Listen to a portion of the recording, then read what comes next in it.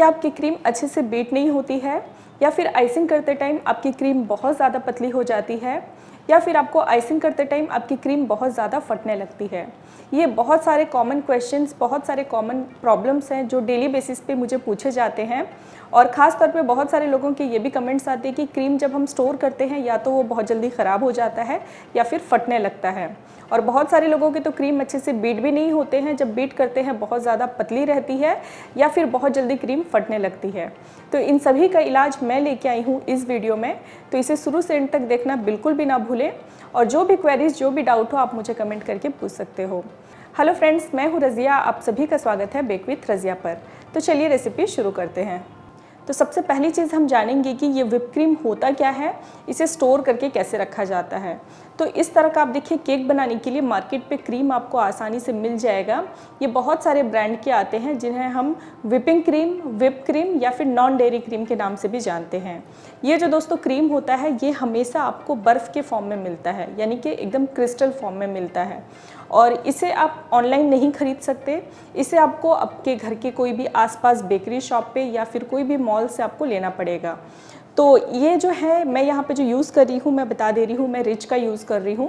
आप अपने पसंद के कोई भी ब्रांड ले सकते हो, ज़रूरी नहीं कि आपको आपके आसपास यही ब्रांड का मिले, आप किसी भी ब्रांड का ले सकते हो। जैसे कुछ ब्रांड्स के नाम मैं आपको बता देती हूँ, जिसमें रिच है, इसमें आपका डिलाइट है, इसमें क्रिम्बल आता है, अमूल के आते हैं और ट्रोपोलाइट आता है। बहुत सारे ब्रांड हैं, जो ब्रांड आपको आसानी से मिले या जिसका टेस्ट आपको अच्छा लगे वो आप ले सकते हो।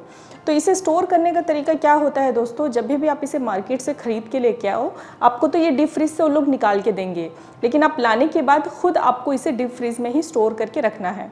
आप इसे नॉर्मली घर पे ऐसे ला के आप बाहर नहीं छोड़ सकते।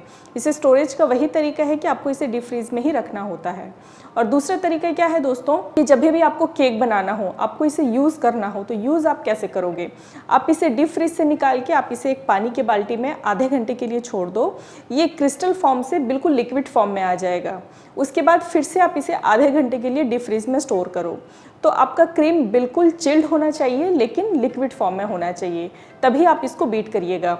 अक्सर लोग क्या करते हैं, इसे बाहर निकाल के छोड़ देते हैं या फिर पानी में डाल देते हैं, जिससे क्रीम मेल्ट हो जाता है, उसके बाद बीट करते हैं।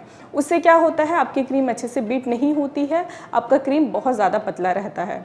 तो तरीका वही है कि पानी के बाल्टी में सबसे पहले आप इसको डालिएगा, इसका जो क्रिस्टल है पूरा ये मेल्ट हो जाएगा, लिक्विड फॉर्म में होगा। उसके बाद ही आप इसे डीप फ्रीज में डाल के फिर से आधे घंटे के लिए छोड़िएगा, ताकि ये पूरी तरह से ठंडा हो जाए। उसके बाद आप इसे बीट करिएगा। क्लियर है। तो ऑलरेडी मैं इसे पानी के बाल्टी में डाल के इसे फिर से आधे घंटे के लिए मैं क्रीम को ठंडा कर ली हूँ। तो अब हम इसे बीट करना शुरू करेंगे। ओके, तो सबसे पहली चीज़, क्रीम को बीट करने से पहले आपको किन चीज़ों का ध्यान देना चाहिए। सबसे पहला चीज़, जो आप बर्तन यूज़ कर रहे हैं उसका आप ध्यान दीजिएगा कि वो बिल्कुल ड्राई हो, इसमें पानी वानी नहीं रहना चाहिए। पानी वाला बर्तन इसमें आपको यूज़ नहीं करना है। और दूसरा चीज़ दोस्तों, ये बॉटल, इसको खोलने से पहले इसे आप अच्छी तरह से हिला लीजिएगा। इसे अच्छी तरह से हिला लेने के बाद अब हम इसके पैकेट खोलेंगे।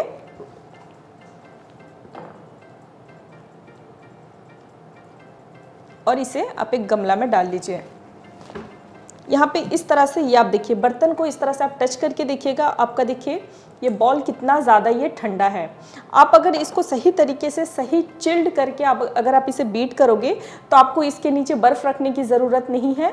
आप इसे नॉर्मली ऐसे ही बीट कर सकते हो। दोस्तों, अक्सर बीट करते टाइम लोगों की जो गलती होती है वो ये कि इसे ये लोग किचन में लेके बीट करते हैं या फिर किसी गर्म एरिया में लेके बीट करते हैं। आपको ध्यान देना है दोस्तों, जब भी आप क्रीम को बीट करें, ध्यान दीजिएगा कि आप किसी एसी वाले रूम में आप इसे बीट करें या फिर आपका रूम थोड़ा ठंडा होना चाहिए।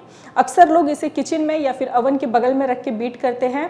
गर्माहट की वजह से भी आपका क्रीम बीट नहीं होता है, और अगर क्रीम बीट हो भी जाए तो फिर आपका क्रीम बहुत जल्दी पतला हो जाता है। तो इन चीज़ों का ध्यान दीजिए दोस्तों। अक्सर मैं देखी हूँ 90% लोगों की यही गलती रहती है कि क्रीम को लोग किचन में बीट करते हैं। किचन में आपको बीट नहीं करना है। कोई भी एसी वाले रूम पे आप एसी ऑन करके क्रीम को बीट करिए। आपको नीचे बर्फ़ रखने की भी ज़रूरत नहीं पड़ेगी, वैसे ही आपकी क्रीम बहुत अच्छी तरह से बीट होगी।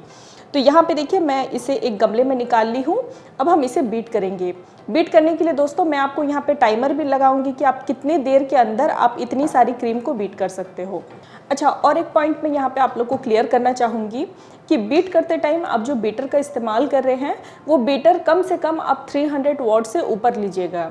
300 या 300 वॉट से ऊपर, उससे नीचे वाला बीटर मत लीजिएगा, उससे भी बीट होने में बहुत ज़्यादा दिक्कत होता है।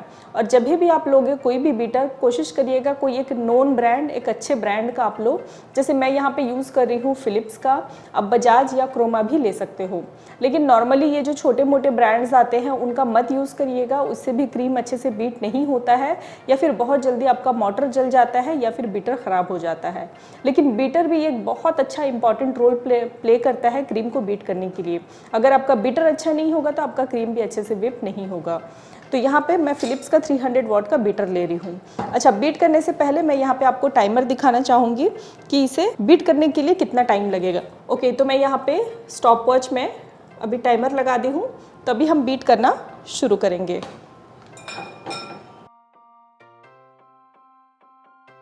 अच्छा, और एक चीज़, बीट करते टाइम आपको एकदम सडनली हाई स्पीड पे लेके नहीं जाना है। आप जैसे फर्स्ट नंबर पे 30 सेकेंड, सेकेंड नंबर पे 30 सेकेंड, ऐसे धीरे धीरे आपको स्टेप्स बढ़ाने हैं। अचानक से आप इसे एकदम हाई स्पीड पे लेके बीट मत करिएगा। बस आपको यहाँ पे कुछ बेसिक पॉइंट्स का आपको ध्यान देना है कि गमला जो है वो आपका ड्राई होना चाहिए। दूसरा चीज़, जिस ब्रांड का आप बीटर यूज़ करे हो, बीटर थोड़ा आपकी अच्छी क्वालिटी का हो और 300 वॉट से थोड़ा ज़्यादा हो, या फिर 300 वॉट भी होगा तो भी चलेगा। और दूसरी चीज़, बीट करते टाइम आपकी क्रीम बिल्कुल चिल्ड होनी चाहिए, लिक्विड फॉर्म में हो और क्रीम आपकी चिल्ड हो। और दूसरी चीज़, आपको किसी भी गर्म जगह पे आपको बीट नहीं करना है, आपको किसी ठंडे जगह पे एसी ऑन करके ही आपको क्रीम बीट करना है। इससे आपका बीटिंग में भी टाइम बचता है और दूसरा चीज़ है, क्रीम आपकी पतली नहीं होगी, ये मेरी गारंटी है।